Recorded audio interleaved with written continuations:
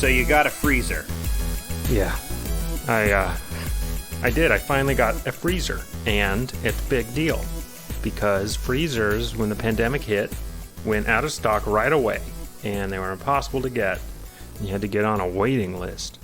But I didn't get on any waiting list. I just waited on my own. I'm not going to give my name to a company.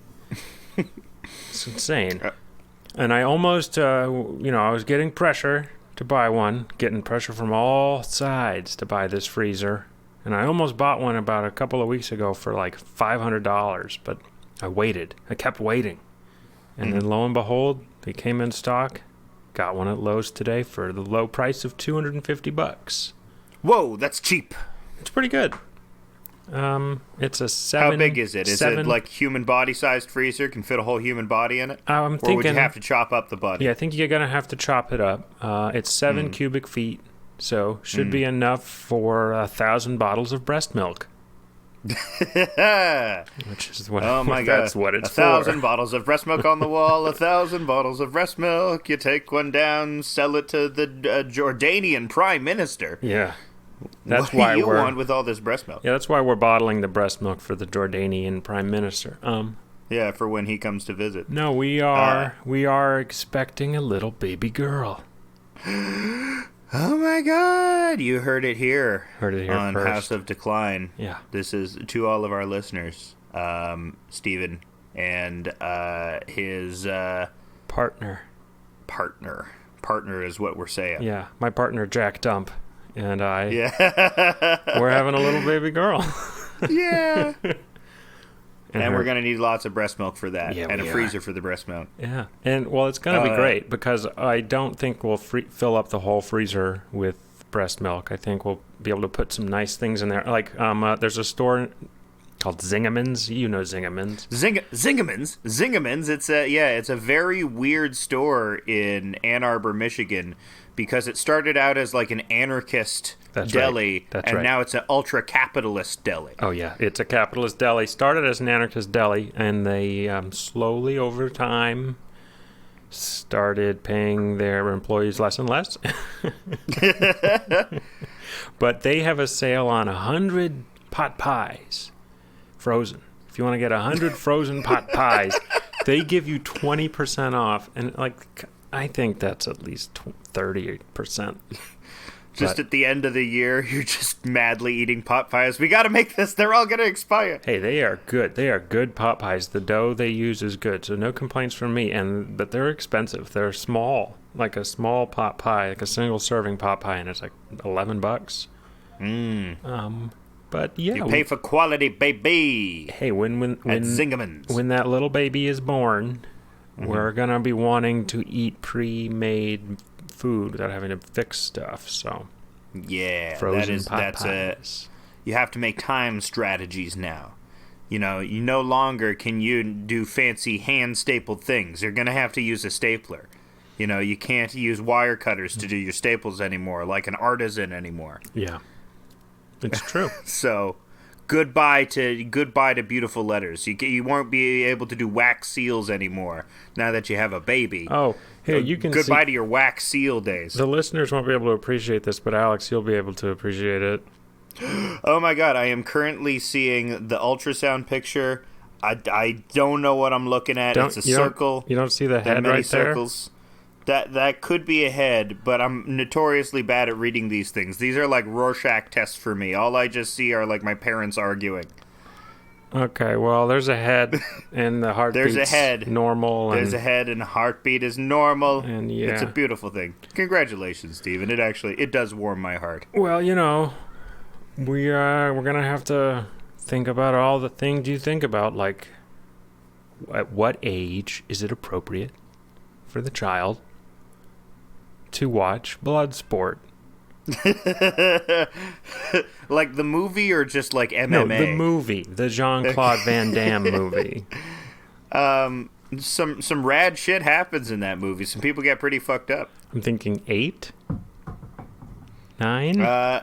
8 is good for Bloods. 8 is. When did I watch Bloodsport? I don't know. Depends on what the little lady, or we don't know. Because as we've been finding out, she could be assigned female at birth. Turns out, no, that's not the case. Or she could be a Seinfeld at birth, Comes out and it's just... I'm a Seinfeld at birth. Ma'am, the test results have come back, Seinfeld. I'm very sorry. Where? What's the deal with all this frozen breast milk? Where? Yeah. Where? Yeah, the test I'm results. A baby over here. It's looking like it's coming up. It's coming up, George. The three genders are Jerry, George, and Kramer. No. Yeah. Why not? I want to live in a world where the three genders are Jerry, George, and Kramer, and there's no women. It's just Jerry, Georges, and Kramers. That is my favorite Biden line so far. When he was asked how many genders there are, he said, "There's at least 3." Yeah, perfect answer. Great answer, Joe. You're Diamond Joe. Fucking. But yeah, it would be cool if your baby came out the snatch coming out like George Costanza. I mean, all babies sort of do look like George Costanza. Yeah, it is true. In a way, Costanza is the Ur baby. Remember when George is eating the ice cream at the baseball game, and the commentators put the camera on him and they make fun of him? Yeah, because he's a little treat baby. Yeah, that's when he's looking like a baby from the womb. It looks like he just came out of a birth canal filled with ice cream. Birth canal. That's a crazy word. It's we shouldn't have named this nearby tributary the birth canal. It's because all the water is just human viscera. Yeah. That would be a cool river. A river of viscera? River of viscera. Hello, this is our doom metal band, River of viscera. River of viscera. Someone on Twitter was talking about the for razor blade disposal, the method used to be to just put a hole in the wall and put your razor blades through it. Okay. And then they started showing pictures of, behind the wall after like 50 years of just like rusty razor blades. But the reason they were doing it was because people used to put razor blades in the trash, and then the trash would be disposed of and start cutting the people up. But yeah, someone was saying razor blade disposal would be a good name for a band. Razor blade disposal. Yeah. For some reason, my first instinct went to they were putting razor blades behind the wall, and then a bunch of rats started fighting with razor blades. They learned how to use them. Okay, so the weird thing, this was so commonplace. There's a children's book from like the 40s about a little kitten that gets stuck in the wall, and it lives on top of a nest of razor blades. That's very funny. It's very 40s. Yeah. It's like a tough little kitten.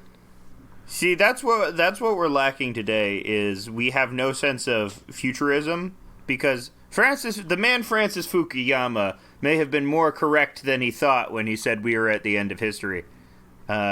Because do you think there is any sense of futurism today, or there's any sort of conception of, building a better future, how we're going to get there, what it's going to look like? Do you think we have any of that, or do you think our culture today is entirely nostalgia-based? Some people do, but they're being like weird. It's the Bitcoin people.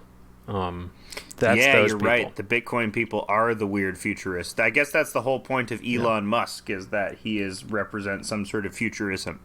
But for the people in the more cynical know, he doesn't actually represent a future. He represents a status quo. He represents. Well, actually, that's not. It's something. There's capitalist futurism and socialist futurism, right? Mm-hmm. And I feel like in eras with presidents that were, right wing, and there was like a big right wing component in culture, like during the Reagan and Eisenhower eras, that's when like a sense of capitalist futurism reigned. And then in the 60s, when times were different, a sense of more socialist or communist future began to take hold in properties like Star Trek.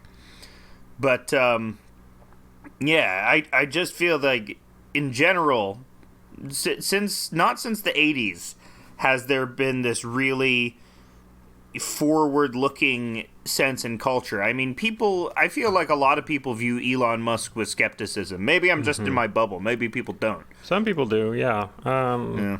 He's certainly attracts intense feelings. You either love him or you hate him. But I don't know how the average person feels about it. I feel like the average person doesn't really give a shit about Elon Musk. Probably not. They don't have strong feelings one way or another. Probably not. I mean, I'm seeing more Teslas. They are okay. I really think the futurism or the futurists have those that are left that haven't been beaten down by, what the internet became, because it used to be the previous generation of futurists were all just internet in general advocates, and now they're all Bitcoin advocates. And I mean, it's an admirable goal. Getting rid of, or coming up with a way of having currency that's not linked to one nation state. But I'm very skeptical that the powerful people won't just take control of it when they feel like they need to. Yeah, I mean, all you need to do to take control of it is to have the most servers generating Bitcoin, right? Or maybe I'm too naive. I don't understand it at all. If we're gonna get into the nitty gritty, I don't know for sure. I shouldn't be talking about it. I do think there are theories that the United States does hold a lot of Bitcoin secretly, and they're kind of waiting for a good moment to switch the currency peg to Bitcoin. There's always conspiracy theories like that. And there's, where it came from is murky and suspicious because no one knows who invented it. It's a Japanese guy, right? Yeah, but he doesn't. It's like a Japanese guy that doesn't exist. It's Hideo Kojima. It's like it actually was just Kojima-san. It's like L from Ergo Proxy.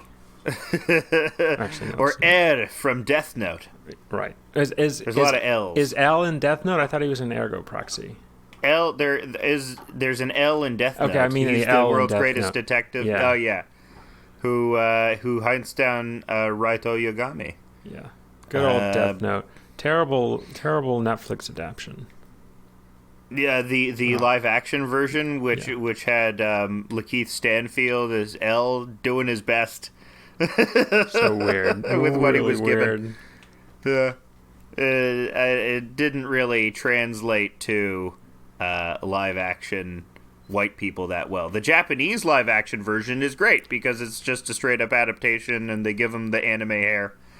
Yeah. But yeah, I shouldn't say white people. Lakeith Stanfield is black. So there is also something that I've been mulling about just because I'm trying to fixate on one of the funniest pieces of fallout from the Capitol Hill massacre. Let's go, the Capitol Hill massacre. Yes. Is the fact that famed indie, in quotes, musicians, John Mouse and Ariel Pink were among the people protesting, which is very funny because usually you associate that sort of music with, coastal intelligentsia that broadly have at least liberal politics. You don't really usually associate that with the far right. But, upon further investigation into the similarities between hipster culture and sort of fascist ideology, I think there's actually a lot more to it. Yeah, well, I think it makes a lot of sense, and I'll still listen to Ariel Pink. I don't care if he goes to a Yeah, Trump. I like Ariel Pink's music a lot, but aesthetically and ideologically, it all has to do with aesthetic. It is very similar to the aesthetics propounded by fascist ideology in some ways. Your nostalgia theory. Okay, so this starts all with Williamsburg, really, which is colonial or Brooklyn. With Brooklyn, baby. Brooklyn-based Williamsburg, not colonial. not Colonial Williamsburg. Which I have been to, Although, and it's in a way, delightful, I have to say. The glass blowing, the bespoke honey. Yeah. Man, I'm into glass blowing, and by glass, I mean dick. Glass is slang for some kind of drug. It's a slang for meth, which is glass blowing is when you're sucking dick on meth. Ooh. That's pretty good. That sounds fun. Sounds like a fun thing. Sounds like a midlife crisis for me. That's the one I'll pick. Meth and dick. In your glass blowing phase. Get real skinny. Yes. Yeah. House party. After the kid goes to college. Yeah. Go through your glass blowing Oh, please. phase. There won't be colleges in 18 years. They'll just be like... You're right. They'll just be like Uber accreditation course online that you do in your car for drive-through everything. Exactly. You have no hope in the future. You have no sense of future. There's no Star Trek future. You know, there's no, like, space, Lost in Space 1989 future. Everyone's in suits, you know, when we're fighting space communism 1950s future. There's no 80s, you know, we're all in flying cars, Back to the Future. There's no future because we're at the end of General history. Motors did announce a flying Cadillac just this week. It's great. It's finally happening. Woo! Yeah. The flying car. Flintstones. Meet the Flintstones. That was the future show. So back to Ariel Pink and the nostalgia Nazis. Well, yeah, so Williamsburg. And in a way, it is Colonial Williamsburg because it was an example of modern colonization, but not in a way of force, but in a way of financial force. So it's funny that fascist people talk about the Great Replacement, because the Great Replacement is all about, fucking, they're going to outfuck white people, and suddenly Latino people will form this significant social and political voting bloc and change everything to favor Latino people. You know, that's a hard line by even like moderate right-wingers, so-called moderate right-wingers. They believe in this Great Replacement theory, which is very funny because the Great Replacement that I witnessed with my own eyes happening, and the only one I've ever seen, was in Williamsburg in Brooklyn, where over the course of 10 years, from like 2005 to 2015, it went from a predominantly Puerto Rican working class neighborhood to white bourgeois hipster ass amusement park land, you know? And in the way that the far right fears the idea of a non-violent way to eventually, oppress white people, this was, in essence, what they feared come to life, a non-violent way to oppress somebody, just by through a form of, like, essentially population dominance. And that really happened with white people. I will say mostly white, because there is, Williamsburg is multiracial, but the common denominator is that a lot of them, if not all of them, come from some sort of privilege. And that privilege culture also reflects an entrenched, mostly white culture, or a culture with white hallmarks. Would you agree with that, or will you challenge? No challenges. This is Okay. These are the opinions stated are held by Jack Dump and not necessarily Hack Dump.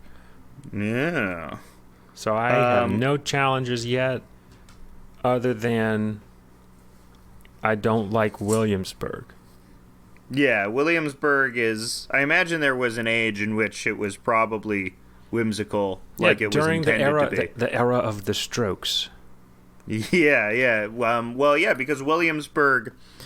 the prototype of Williamsburg was what happened to the Lower West Side on Manhattan. And after that became too expensive, that's when the young college-age, white working class kids... not working class, but young bourgeoisie kids who are just coming out from college. So you're poor, but you're not really poor because you still have access to your parents' money and that safety net. So you move across the river to Williamsburg, which now has the rents that you can afford. But with it, you bring your privilege. You don't know you're bringing your privilege, but you do anyway. And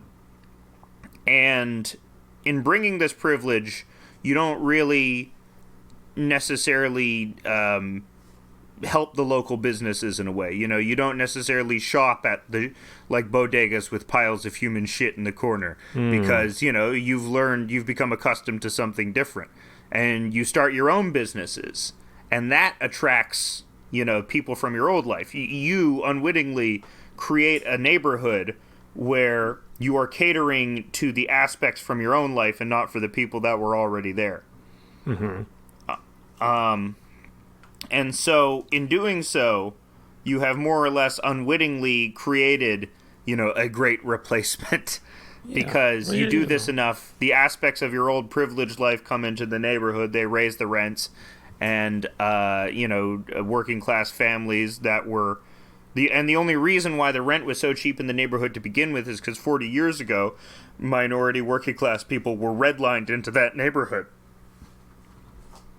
And so it's just an example of, like, a white takeover, which is, I think, something that was envisioned and propagated not with intent, except for one person that I can definitely say with intent propagated that, and that's Vice co-founder Gavin McInnes. He was in Williamsburg. He is. I want to look up this article because this is a crazy article. Typing noises. It comes from 2012, before we knew for certain he was an actual Nazi. And whoops. One second. Yeah. So this is from March 19th, 2012. Gavin McInnes, the Godfather of Vice, and Canadian magazine Maclean's by Nicholas Kohler. I wanna go to a few times in, a few paragraphs in. This is in 2012. People broadly did not know that he was an actual white supremacist. They just thought that he was an ironic white supremacist. And so the article goes, his fascination with the unutterable culminated in McInnes's 2005 stag, where his friend surprised him with a faux KKK rally, complete with hoods, a flaming wooden cross, and his best friend, Derek Beckles, who was a black man, officiating with a wedge of watermelon in his hands. Smith and Alvey did not attend. That's Shane Smith and Suresh Alvey, the co-founders of Vice. Maybe they were right to be offended by that gay, multicultural Klansman rally, because maybe that isn't a bright future for the brand, McInnes says. And, you know, goes on to be... This is when we didn't know that also Gavin McInnes was fired from Vice because he was a white supremacist, essentially, and this article doesn't make reference to it. But this is the paragraph that I find really chilling and really evident of the sort of this example of how hipster culture pervades modern fascist notions and desires to displace minority culture. So this paragraph. Yet his willingness to showcase the marginalized and his eye for debauched cool defined Vice. He is widely considered the godfather of hipsterism, the dominant youth culture for much of the last decade, associated with skinny jeans, large plastic glasses, and grilled cheese sandwiches. But if hipsterism was in part a celebration of style over substance hedonism, McInnes is a workhorse. For a long time, he wrote most of the magazine, and he scouted photographic talents like McGinley, going so far as to rummage through boxes in McGinley's bedroom to find shots.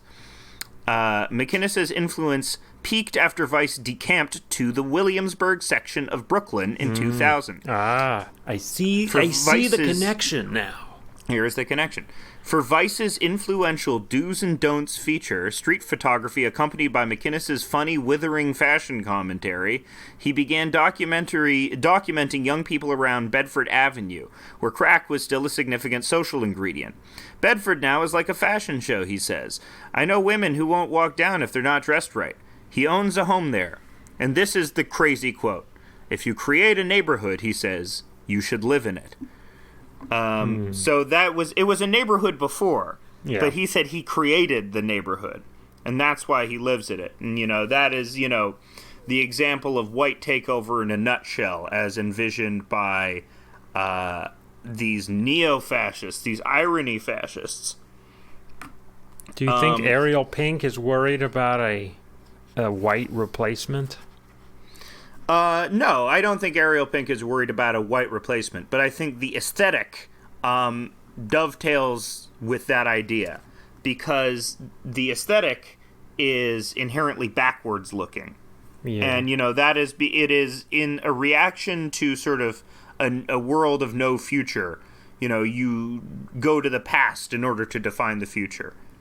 And, that's fascist movements have always done that. The Hitlerian obsession with Rome and shit like that. And, the days of yore, it always goes back to there was a time when it was better back then. Mm-hmm.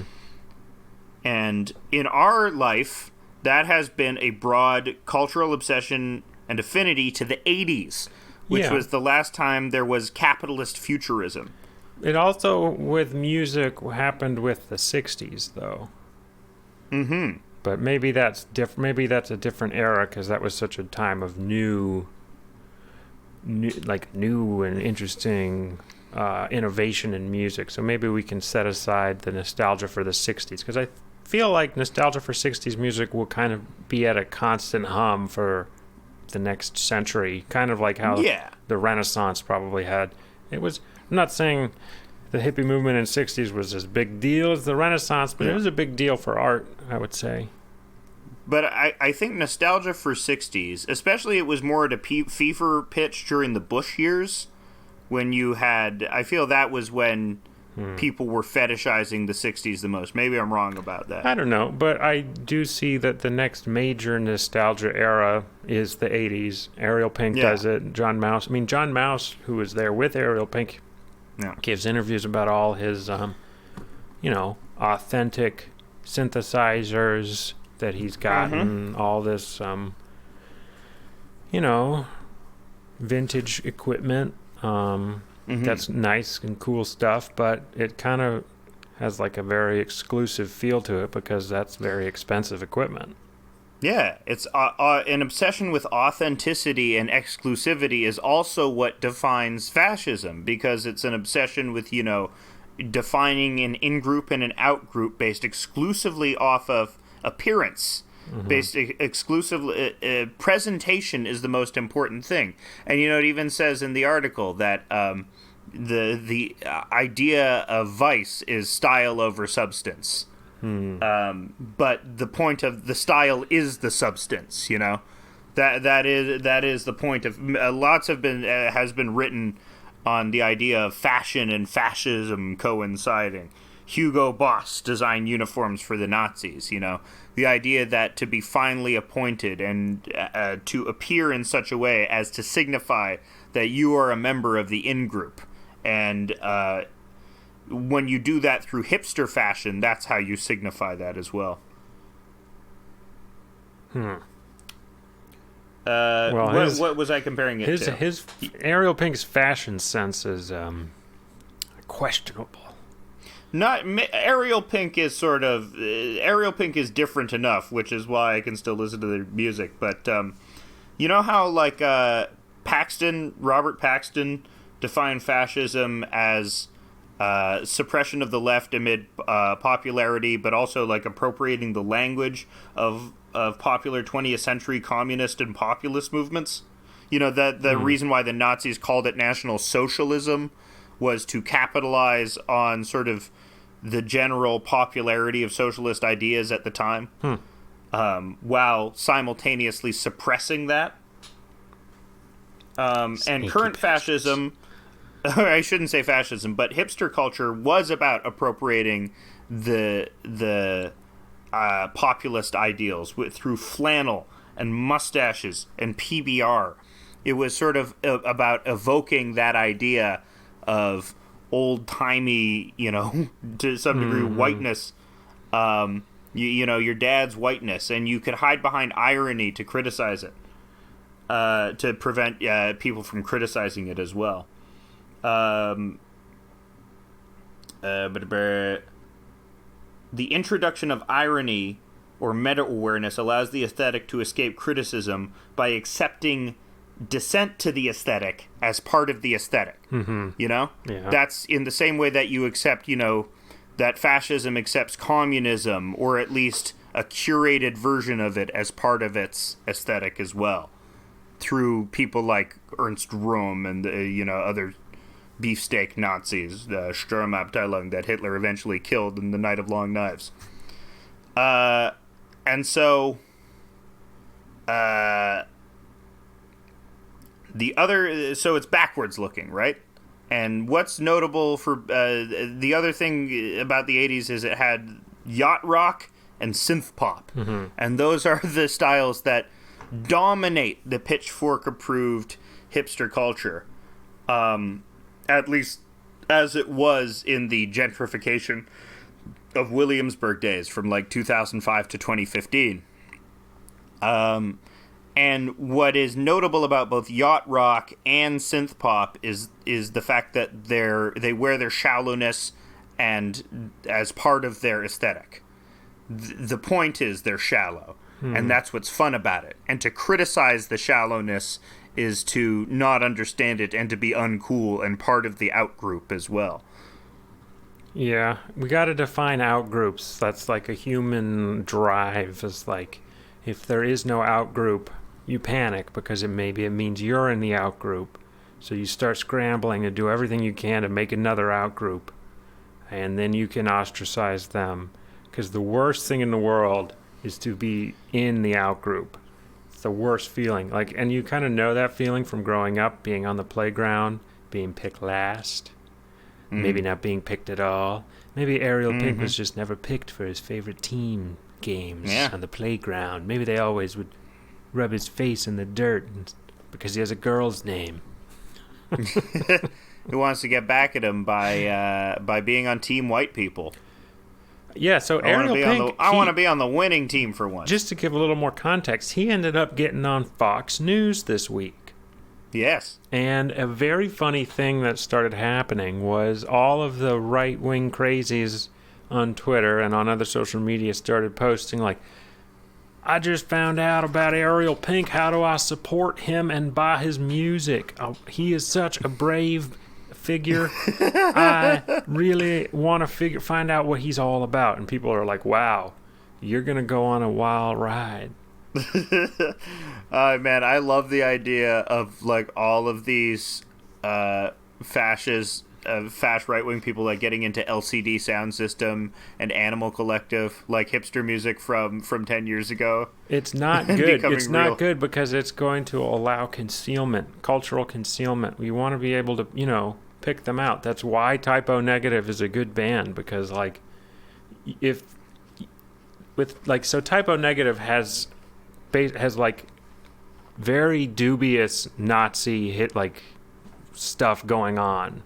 I didn't know about this until recently because I was reading about medievalists and their struggles, medieval historians and their struggles with white nationalism and fascism, because a lot of those kind of people retcon history to for their evil purposes. And interestingly, so the band Typo Negative in the 90s, either ironically or not ironically, maybe this is like a hallmark of what was to come, came up with the Vinland flag. Vinland is the name for North America if the Vikings discovered it, which, according to some historians, Vikings did reach Newfoundland in the year 1000. Leif Erikson. That's not really the New World. Well, it's on the... it is. That's just Newfoundland. I mean, it doesn't count. It counts, sort of, but they didn't really make it very far. But so Peter Steele of Typo Negative came up with the Vinland flag, which is a green flag with a black cross, which became the Kekistan flag. Oh, later. Interesting. Mm-hmm. And that is a connection that not too many people have made, but the Vinland idea is that North America is for white people. And it's saying that white people discovered it before Columbus.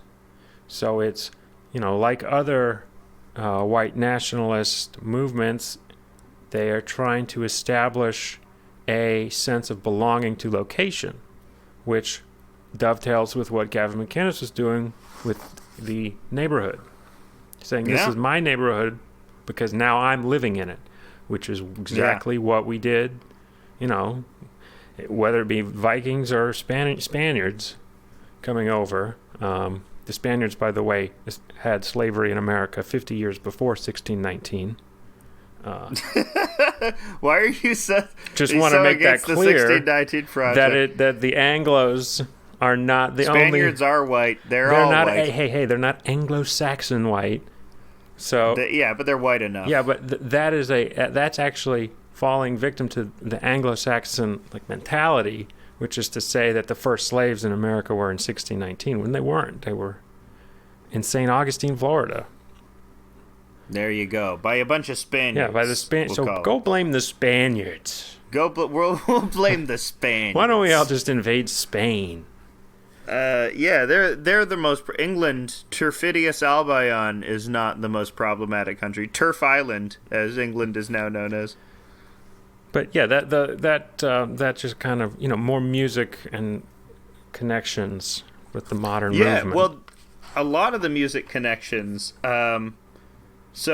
Neutral Milk Hotel is about being sad that you didn't get to be part of the Holocaust with your best girlfriend, Anne Frank. Yeah, that's so weird to me. What is the deal with that? I had no idea when I was listening to Neutral Milk Hotel that it was about that. The only girl I ever loved. Oh man, I make lots of jokes about that because it's such a weird concept, and it fits into my general obsession with Holocaust fetishization. Norman Finkelstein comments about it in his book The Holocaust Industry, but also Holocaust movies with happy endings like Schindler's List and Life is Beautiful, where there's this that it offers a sense of hope in what should have been, a movie that doesn't really convey the scope of human hope. But because it's Hollywood, baby! It's a movie, baby! Got a 3X structure. The kid's got to survive the Holocaust. Make the kid survive the Holocaust. Cloud Landsman, the director of Shoah, was famously critical of fictionalized portrayals of the Holocaust. Right. Yeah, there's only one movie about... Is that the guy who said there's only one movie about the Holocaust he'd watch, and it was the documentary? Or is that someone else? Well, Cloud Landsman directed Shoah, which is the be-all and end-all documentary about the Holocaust. Okay. I don't remember who it was, but some famous guy said the only film he'd watched. I think Terry Gilliam criticized Schindler's List once for having a happy ending. Yeah, I think someone famous was the only movie I'd ever watch about the Holocaust is that documentary. Yeah, because, well... Otherwise, it's just... There's money... it's just gross, because it's an entertainment. Yeah. Hitler. I mean, Steven Spielberg. Yeah. That's a weird Freudian slip. But he actually didn't accept directorial fees for the Schindler's List movie, saying it was blood money, which sort of throws the crew and cast under the bus, I feel. That's funny. But you know what he donated it to? What? Guess what he donated it to? Which charity did Steven Spielberg donate the blood money to? Israeli? Yeah! Well, yeah, ding, ding, ding, ding, ding, ding. Duh. Yeah. I mean, they did... It's okay... It's okay to have Israel. It's not okay to force people out at gunpoint and then do an apartheid state. We can have nuance. The problem is we can have enough nuance that Israel can exist. I don't recognize Israel's... as the Jew in the room, I don't recognize Israel's right to exist. One of my cats just took a stinky poop. That's fucking crazy. It is now stinky in here. Man, I really hope that that stinky poop was in the litter box, or I'm going to be angry. Going to have to squirt some water at a kitty. Yes, it's terribly stinky right now. I cannot concentrate on anything else. Oh my God. Speaking of human shit, our mutual acquaintance Lucian Wintrich also in Williamsburg. Oh, it stinks in here. He had his alt-right art show with Milo Yiannopoulos and Martin Shkreli, in which Milo Yiannopoulos bathed in a bunch of blood, bathed in pig's blood, in order to protest the shooting of journalists or something by Islamic terrorists or something like that. It was some bizarre thing. Martin Shkreli's artistic contribution was a pill. Did you see the reporter who was reporting on Martin Shkreli fell in love with Martin Shkreli? Fell in love with him and ruined her life? Yeah, that is an incredible story. Yeah. That is just a genius fucking move on her part. Well, he's I don't feel bad for her. He's an Adonis. I mean, that's the first thing. It's like he's a handsome little boy. Is he half god? Is he a demigod? My word. He is fucking pure fuck machine. It's like he was 1000% Albanian fuck machine. Chiseled out of granite. Mm-hmm. Yeah. I think actually Jim Belushi being the most famous Albanian dissed Martin Shkreli, saying, I'm ashamed he's part of our Albanian heritage. Jim Belushi being very close to governor of Minnesota, Jesse Ventura. No, your impression. Oh, my impression of Jesse Ventura. It's a lot like we're going to ice these guys. They don't know about the aliens in the hot house. Did you watch Ariel Pink on Fox News? I couldn't even bother to turn it on. Did you watch the clip? I watched him saying he was there for his president. He was there to visit his president. What is going on? Did his brain break? What happened? What do you think happened? It's the 80s. When you worship the 80s, of course Donald Trump is your god. Yeah. What are you talking about? It makes total sense. I guess. When your whole life harkens back to like this embrasure of childhood too, this idea of a world where you didn't know as much and didn't have to account for as much, which I feel like always accompanies the nostalgia too. It's in like the music of the Arcade Fire as well, where it's always this harkening back to these lost days of childhood that I can never go back to, but I'm just constantly venerating. Because it is the past which defines the future, not our present circumstances, but rather the things that have already happened and we cannot possibly change. Mm-hmm.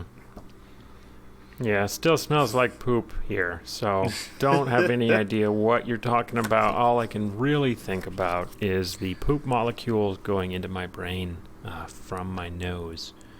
I'm just talking about the Hipster to Fash pipeline. I saw they found a giant mammoth tusk in Siberia, not Serbia. Now you're hearkening back to the past. That'd be funny. What do you know about this mammoth tusk? It's giant. Well, since all the ice is melting, we're finding all kinds of goodies. It's a really nice time to be alive. Yeah, great. It's going to be a great period for archaeologists who aren't conscious about the environment. All the ice is melting up in Siberia, and it's a bonanza right now. Like, if you go there and you can go mammoth tusk hunting, like a single mammoth tusk will make you rich for the rest of your life. So, I like the idea that all these Russians are finding their lost keys from like 20 years ago. Yeah. Hey, my keys. That's where they were the whole time. They're so drunk, they're losing their keys. Yeah. Lost my key in ice flow. Yeah.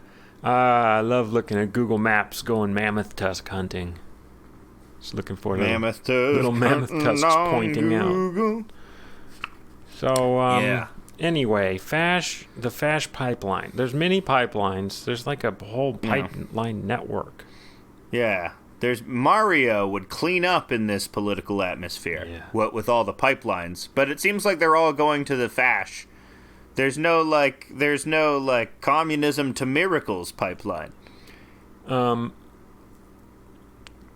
what to what pipeline? To miracles? The communism to miracles pipeline. If we do enough communism, we'll be piped right down a sewage drain of pure miracles. That's how we're gonna. I don't know about Gavin that, McGinnes. But I did see Nikki Haley freaking out about Bernie Sanders being the head of the budget committee, which was that's pretty cool. That made me LOL, IRL. Mm-hmm. If you know what I mean. I can't picture Nikki Haley in my head. She just seems like a generic blank woman. Yeah, I would say I don't wanna rate her looks. I wouldn't want to rate She's her hot. looks. Are you saying she's hot? No, is what you're saying? no, I'm not. But that would She's be the not hot. The Trumpian thing would be to give her a number from 1 to 10 in between them to rate her looks and not go over her credentials in any way. How big do you think her pussy is? How big is that part? How big do you think Nikki Haley's pussy is? Like diameter? 4. We're talking 4. Size 4. That's a big pussy. It's a size 4. Hey, that's a bigger pussy than in The Sopranos. Well, hopefully she will not run for president because she's horrible. But anyway, that's enough vocal fry for that topic. We have to stay on topic besides the poop smell that won't go away. The hipster to Fash pipeline. Oh my god, it's so bad. The poop smell and the hipster to Fash pipeline. I Well, don't know that's a what joke that's commonly leveled at Chapo, is the Chapo to Fash pipeline. The idea that Chapo or any of these post-left... Chapo people aren't post-left, but they are friends with post-left people, like Greenwald. But I don't think it's like... Even though I think the post-left is kind of dumb, I don't think they are a meaningful pipeline to any sort of right-wing ideology. I think the idea that Red Scare and Amy Therese are going to turn people actually right-wing is dumb. Yeah, but I don't think so. I think they are how they are accidentally doing fascism is through how I mentioned, because these are all Brooklyn people who are setting up, they're all Bed-Stuy based, so they're all Williamsburging Bed-Stuy in a way. And they're accidentally because, part of this fucking podcast culture does ape the culture started by Gavin McInnes, where you do value style over substance, where it becomes more about projecting an aesthetic, virtue signaling, but only in the most shallow possible way, than it becomes about doing actual praxis or whatever. And, that's why I can't fault the Chapos, or why I don't think it's, totally different, is because they actually, before Bernie lost, they were all into, let's do praxis and shit like that. They're still into that, but they just abandoned electoralism, which is fine. I'm fine with abandoning that.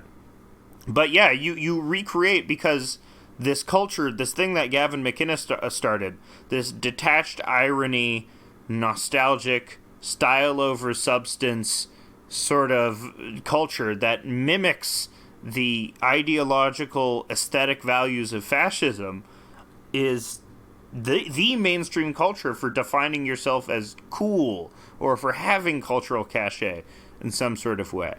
And I participate in it, and I think to some degree everyone who has bought into that sort of bourgeois, Mayo white, hipstery, indie culture, pitchfork shit, which a lot of us did in the last 10 years, participates in that culture. And I don't know how to actively get out of it.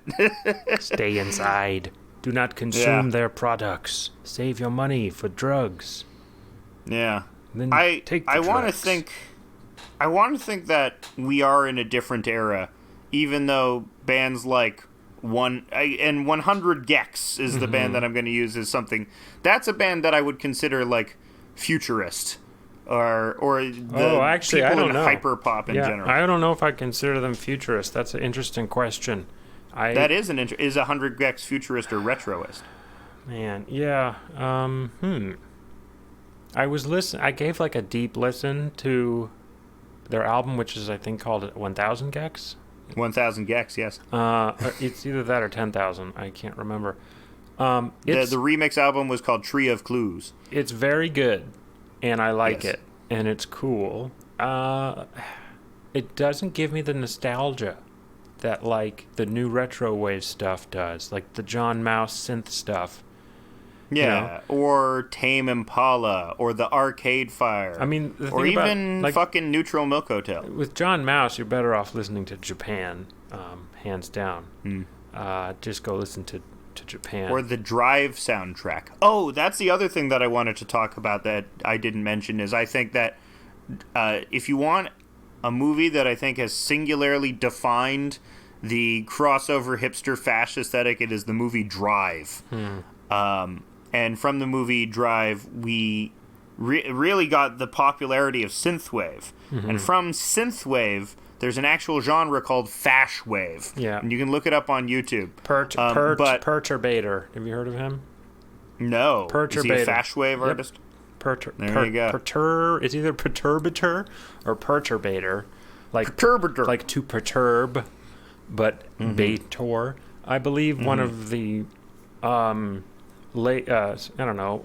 Do we have any way of delineating mass shootings in terms of eras or epochs? Like, what epoch of mass shooting are we in now? But like, whatever the last one was.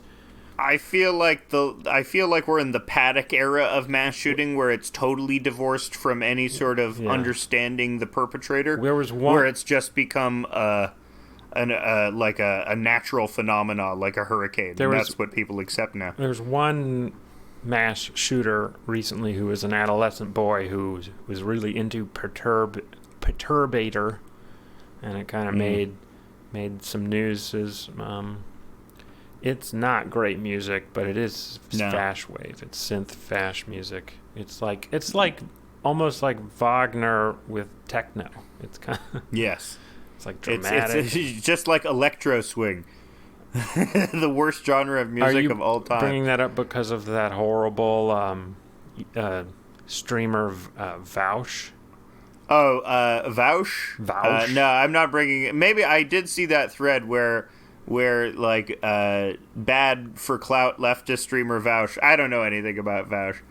I mean, but he just is like a guy whose career is to do nothing. He's listening to like the top 100 albums that 4chan thinks are the best albums right now, like the board Mew albums. Like so, it's the classic, like the first Burzum album, My Bloody Valentine, Kid A, like some Unknown Pleasures by Joy Division. Yeah, Slint. I do like Spider-Man. Is a great. Spider-Man's a masterpiece. There's some masterpieces in there, but it is very like 2004 era of music taste, and everyone's kind of dunking on him because he said that the only good one so far was the Queens of the Stone Age album, and everyone is like, "You're an idiot," because that's an idiotic thing to say. But then he made a tweet where he said, "I hate most music, but I do like electro swing." Right. So he's not going to like electro swing. He's not going to like most of these albums. It's the 4chan taste in music is funny. I went back on my days going on 4chan in like 2005. I didn't place much stock in their music taste because I already had a pretty established music taste of my own at that point. Pixies all the time. 100% of the time it has to be Pixies. Nothing but Pixies. Please turn down that Led Zeppelin, put on Pixies now. A subculture. It's my subculture. Yeah, I really loved them, but now it appears they are lame. Well, their last couple of albums have been very shitty because they're in it for the money. Yeah, well, the drummer, which is fine. The drummer always needs the money. David Levering has been a failed magician. He's had a bad addiction. He always needs money. So okay, and do it for Levering. And I am pissed that they didn't get Kim Deal, but maybe Kim Deal was making too much of a big deal out of something like payment. Whoa. or she's not making a Kim deal, not being an asshole to me, some kind of crazy demand like don't scream at me or be an asshole. And Frank Black said, "No, I'm no." I am Frank Black. I'm a big baby man, and I write good songs, but I'm mean.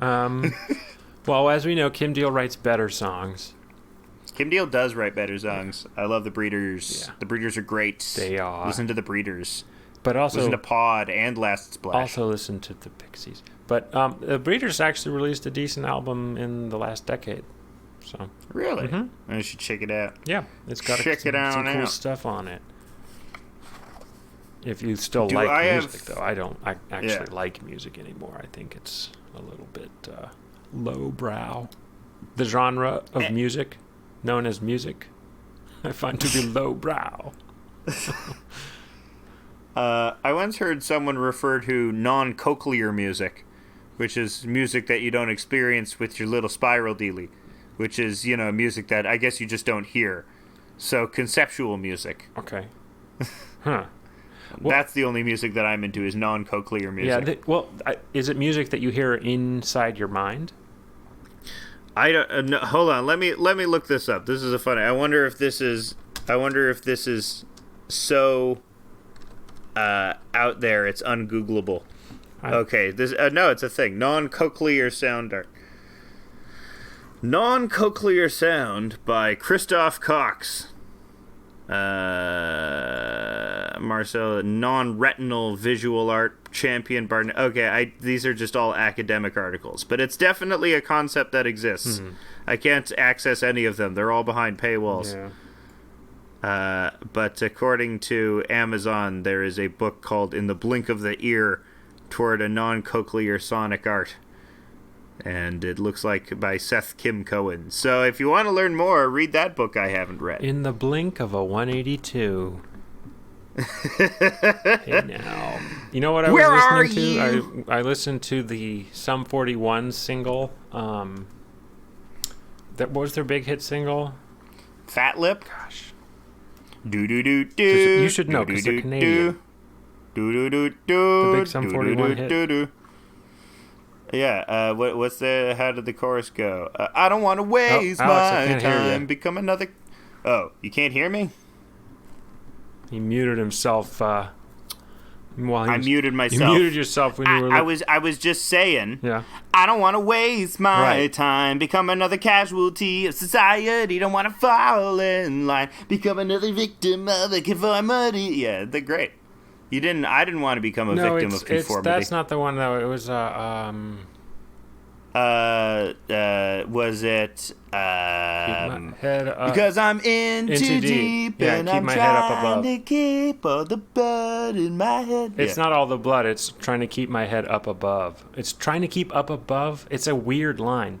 There's a No, nice, I think it's all the blood in my head. no. It's instead trying of to going keep up under. above in my head. Keep up above. I don't know. It's Keep weird. up It's a above. weird line, but there's a nice instance of counterpoint in the verse that I liked, and I was listening to the production on it. Mm-hmm. It's I mean, it's okay. It's like it's so crafted that the main thing that struck me is that like when I saw that, Sum 41 was like the first instance of me realizing something felt manufactured about music.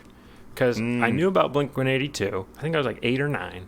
Blink-182 is pretty big, obviously, for a young boy in our culture. Because they was like saying stuff like dick, which was great. Yeah. It was great to hear that said. Hear that Yes. uttered. It was always a thrill to hear the word dick uttered. And so then I'm like, okay, I'm on MTV. Carson Daly's on. He's telling me there's a band called Sum 41. And I'm like, really? So you expect me to believe that another group of kids just in their garage, like the idyllic band that you have in your head, just came together and they also have like a formulaic name with numbers at the end. It seemed kind of unbelievable, but I went with it. But that was like the first crack in the glass, I think, for what I'm now going through, which is I've totally abandoned all music. I've just totally abandoned music. I only listen to electro swing now because it's not music. It's electro swing is non-cochlear sound art. But that band was so put together by a company, it's crazy. It sounds completely manufactured. They're all natural. From Ajax, how dare you insult Ajax, Ontario's finest? Okay, maybe they started, but the product that was released, that song, I don't want to waste my time, or no, whatever. I'm in too deep. It's very manufactured.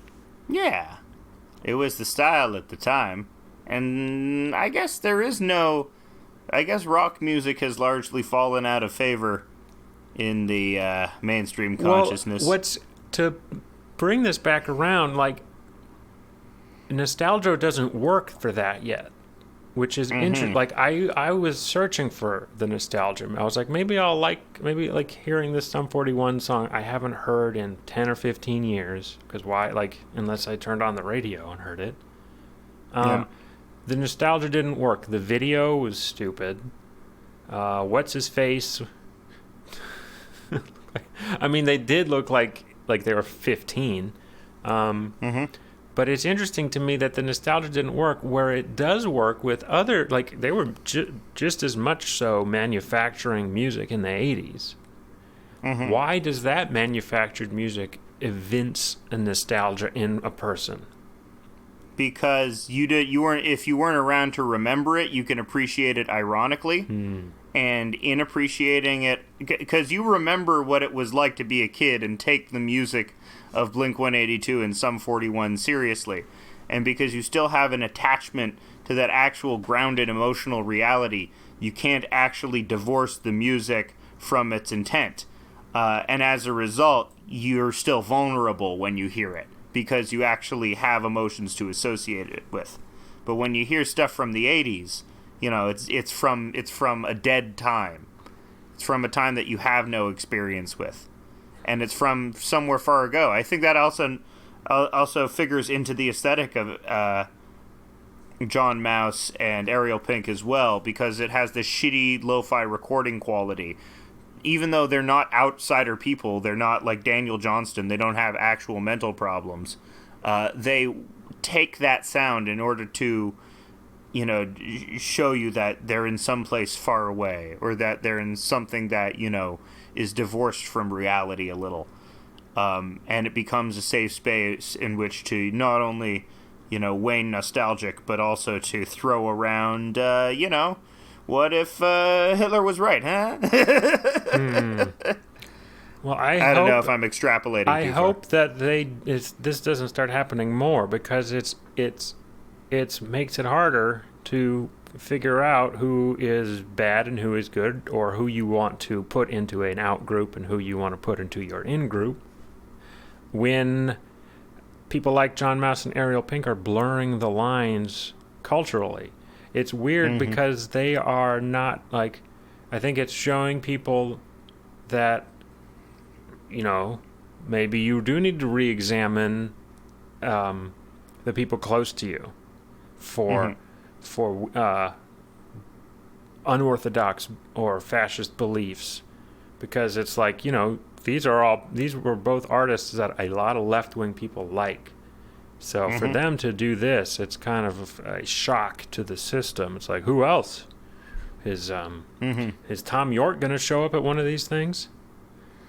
That would be great. But I think that is also a feature of the, you know, Gavin McInnes hipster ideology, where you base so much of your personality and so much of what you love around tastes, in the same way that, you know, in fascist ideology you stake out your identity around a piece of land. In this hipster fascism, you stake it out around a piece of aesthetic. You stake it out around a scene, let's say, as opposed to a piece of land. And, you know, when that sort of thing becomes everything in your life, when you start appraising the surface level as what is important to you and what ultimately defines your personality, expect to be disappointed constantly.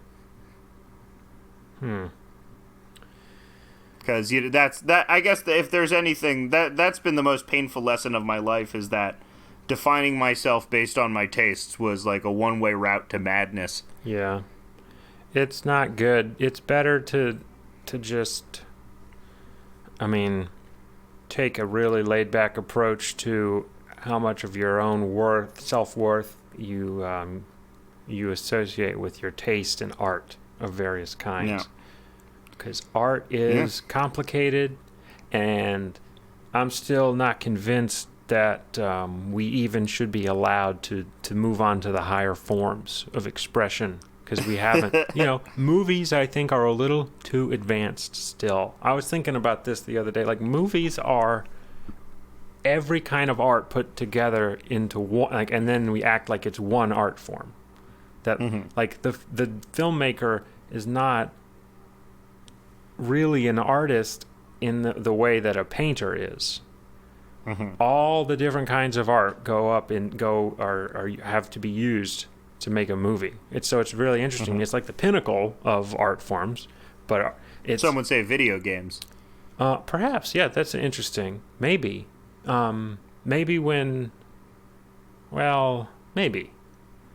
There's a difference between the interacting and not, and then if it's just to be observed. Most art generally is just to be observed. The interaction between the observer and the art is I don't know when that came about, but we're probably still not ready. Bertolt Brecht. We're probably still not ready for that either. I'm getting across. We haven't painted all the paintings that need to be painted before we can get to pictures. You know, maybe before we even have photographic lens, we need to paint everything. But that's just me being a crank about art appreciation and aesthetics, which is kind of what we're talking about. Yeah. Well, because that's what, at the end of the day, what fascism is, more than anything else, is an aesthetic philosophy. And from that aestheticism, all other aspects of it, it's economic theory, its social theory, spins out from its the primacy of its aesthetics. And that is what also defines the Gavin McGinnes hipster culture, which is the primacy of aesthetics, and from all else, from your superficial tastes, and from the way that you present yourself walking down Bedford Avenue, from all else flows. From your social and political realities come from you promenading in fashion down Bedford Avenue. And I feel that is still sort of our prominent culture. We haven't been able to shake that, or at least bourgeois culture, in a coastal bourgeois elites culture that, both you and I essentially participate in. That's still the predominant ideology. That's still the predominant rule of cool, is this irony-soaked presentationism, championed first by the North American al-Baghdadi Gavin McGinnes. Yeah. I love that. That's his new title. Yeah. But I guess I shouldn't love it. But maybe Biden will extrajudiciously drone bomb him. That'll be great. Yeah. I bet. That would be funny because, of course, all the... we'd be like, oh, you're such a hypocrite. When they you were upset when they drone bombed Gavin McGinnes, but you weren't upset when they drone bombed Ariel Pink. And when I want to start drone bombing indie musicians. That would be great. That would be get all my competition out of the way, and then. Yeah, and then you will become the synthwave master. Yeah, I still won't buy a fucking synth, so I'm not ever gonna be a synthwave master if I'll only use the free synths. Yeah. Well, the hipster to Fash pipeline. That's my theory. What did you think? Yeah, Steve? it's got legs. I think we need to work on cutting a hole in that pipeline so that it leaks everywhere. Yeah. Or actually, that would be bad. No, maybe we should all just over the Midwest. Cap the pipeline, and so it doesn't leak everywhere. Yeah. That's what we need. That's the future that we should be hoping for. The big shift in technology is going to be butt plug based. We're going to need big future butt plugs to butt plug everything up. We got to butt plug the internet up. Yeah. Exactly. We got to put butt plugs in the internet. And there's you can just say plug. You don't have to say butt plug. Nope. No, they're butt plugs. It's a butt plug for the internet. It's a butt plug for the. Yeah. It's basically like a butt plug. It's like for the internet. We all wear one, right? Mm-hmm. I have my furry tail in right now. It's a beaver. It's a beaver tail butt plug. Cool. We only have them in Canada. I've heard you shouldn't put a pine cone up your butt. Whoa! I've heard that. Have you heard that? Because it will get stuck. Who's been putting pine cones up their butt? Oh, people who don't know that they will get stuck when you try to take them out. Yeah, because they have the flared edges, Yeah. which I imagine would catch on your intestine. Exactly. It's no good. Yeah, no, you shouldn't do it. You shouldn't put the pine cone up your butt. That's my word of advice. But that's the show for this week.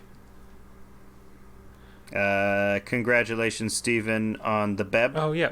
We will... Yeah. I say it like, what's her face from Schitt's Creek now? Bebe. Bebe. Bebe. Bebe. The bebe. The bebe. The bebe. We will continue. We will report more on the situation as it goes further. Yeah. But we're all very good. We're all very good. Have a good week. Bye-bye.